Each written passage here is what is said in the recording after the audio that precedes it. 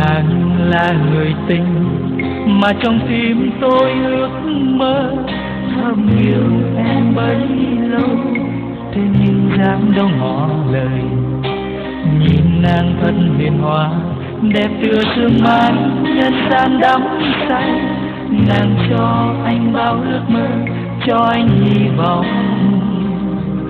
Người ơi,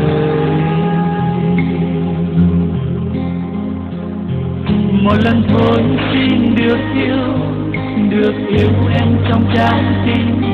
Một tình yêu đam mê khát khao, với bao mong chờ dù trong giấc mơ. Đừng xa cách em ơi, đừng đừng để con tim anh nhói đau.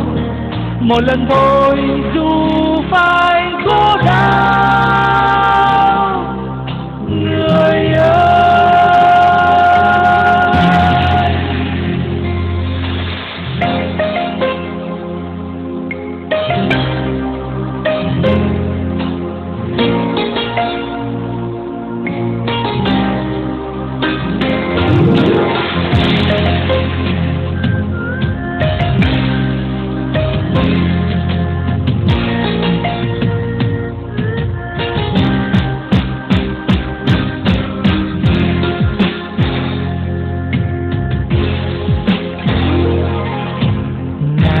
Là người tình mà trong tim tôi ước mơ, thầm yêu em bấy lâu, thế nhưng dám đâu ngỏ lời.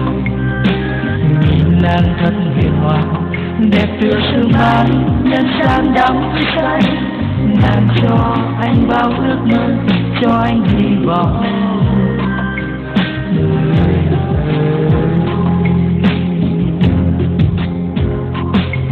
Một lần thôi xin được yêu em trong trái tim. Một tình yêu đam mê khát khao, với bao mong chờ dù trong giấc mơ. Đừng xa cách em ơi, đừng hững hờ, đừng để con tim anh nhói đau.